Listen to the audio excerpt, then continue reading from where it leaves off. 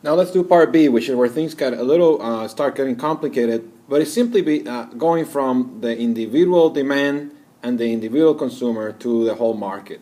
Now remember that what we're doing here, let's first evaluate what we're doing in this problem. So we're going from a perfectly competitive industry, which works kind of like this. We've seen this a million times, right? The market has a demand curve and a supply curve, determines the price. This firm takes, and that firm does the best they can with that price. And the previous question, we found this quantity down here, right? Now the market quantity is made up in a perfectly competitive industry, it's made up of all these identical firms. So this marginal cost curve right here is to small q. But this supply curve is made out of all this 10 different supply curve for each individual firm.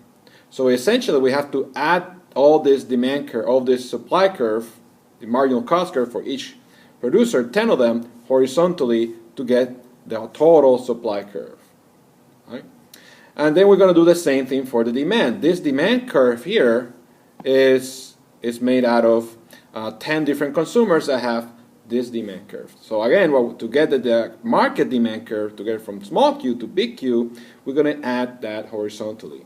But fortunately for us, it's a really small, very simple way of doing that that we talk about in class, and that is by dividing the slope by the number of consumers. So to go from, let's first do the demand curve. So to go from the demand curve, P equals 60 minus a small q, for each individual consumer, to go from that to the whole market, we're going to basically divide the slope of the individual consumer demand by 10. Okay? And that will give us the market demand curve. And this basically assumes that that the market demand curve is that each consumer consumes 1/10 of the whole demand, right? So that is the market demand. It's for this market, and then the supply curve for each individual firm is 2 small q. Again, we're going to do exactly the same thing, horizontal summation, which means that to get the supply curve for the monopoly, which is the whole market, we're going to divide that 2 by the number of firms. Again, it's also 10, and that will give us the whole demand curve. The whole supply curve. So now we have the equations that we need in order to solve this problem. All right. So first, what we need to do is to find the marginal revenue, which we did in the previous problem, to find out what is the actual profit maximizing level of output. Okay. So the marginal revenue here is going to be, well, P equals 60 minus 2 times 1/10 Q, right?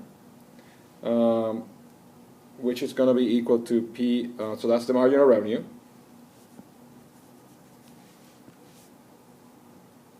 So the marginal revenue is going to be 60 minus 0.2 Q. And then the marginal cost we already have here, right? And that's going to be 0.2 Q. And now we make marginal revenue equals to marginal cost. So that will be 0.2 Q equals to 60 minus 0.2 Q, and then we solve for Q. And we find that Q equals 150. And again, each firm makes, if this was a perfect competitive, each firm will make 10 of that, or 1/10 of that. And then the price, we take this 150 and we plug it into our price equation right here, right? The demand for the whole market, which is not that one, but this one here. And that will be, the price will be equal to 60 minus 1/10, 150, right? Which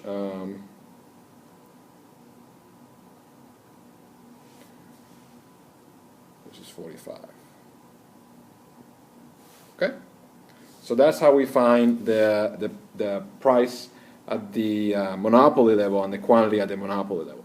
Again, I think that the issue here is to go from the individual firm to the market supply, and to go from the individual consumer to the market demand. And in both cases, what we're doing is we're adding this curve horizontally by dividing the slope by the number of consumers in the case of the demand curve and the number of producers in the case of the supply curve.